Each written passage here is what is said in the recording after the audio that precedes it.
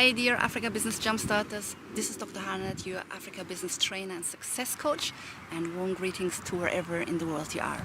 So today I thought I'll shoot this video to give you some tips and guidance in regards to what it really takes in the very beginning to make that transition towards business. And I kind of reflected, and I thought about, okay, what were the attributes that I had in place that made sure I would move forward and I finally reached where I am with a very successful business. So number one, and let's dive straight in, number one for me was I didn't have a plan B. I didn't have a plan B. I had hit rock bottom and I was so determined to never ever again experience limitation in my life. I was so determined to change my life around and to live the life I really deserved and that I wanted. And because I was so determined, I didn't have a plan B. I didn't have a backup plan.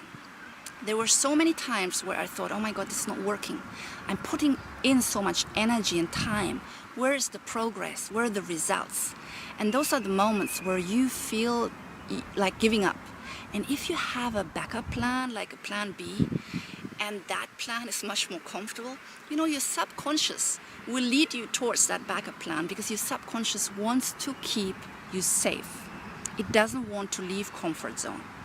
And therefore, not having a plan B, I think is actually important to really stay in the game, to remain determined, to march through the hurdles regardless of what happens.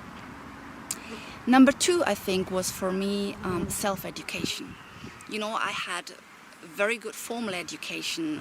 I'm a PhD holder, as you know, and I was educated in Germany, which has one of the best education systems in the world. And yet there I was feeling limited. I was financially stressed. I was not living to my fullest potential. I was not living the life that I really wanted to live.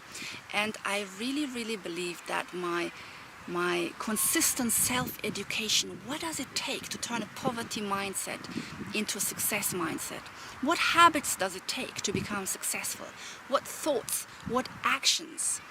And that self-education, I think that's the biggest gem that allowed me to actually take the right steps and to remain in the game.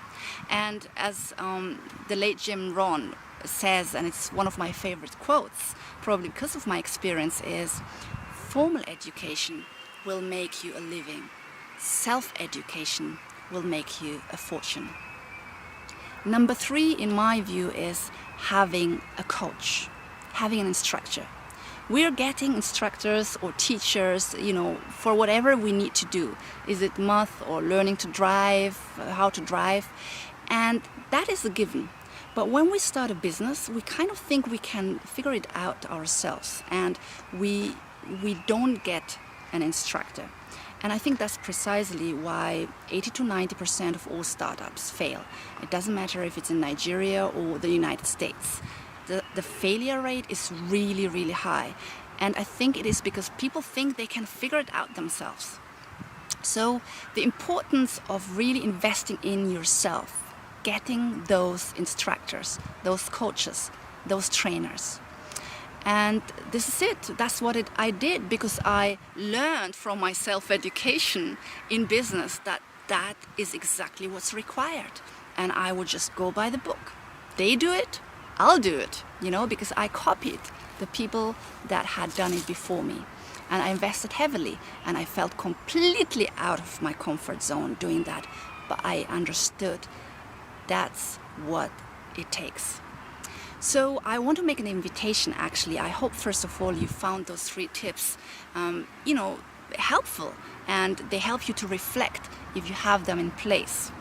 And I want to make an invitation to our Africa Business Academy, because that is a membership group that I put together so I can assist others who want to start their African businesses to do so the right way.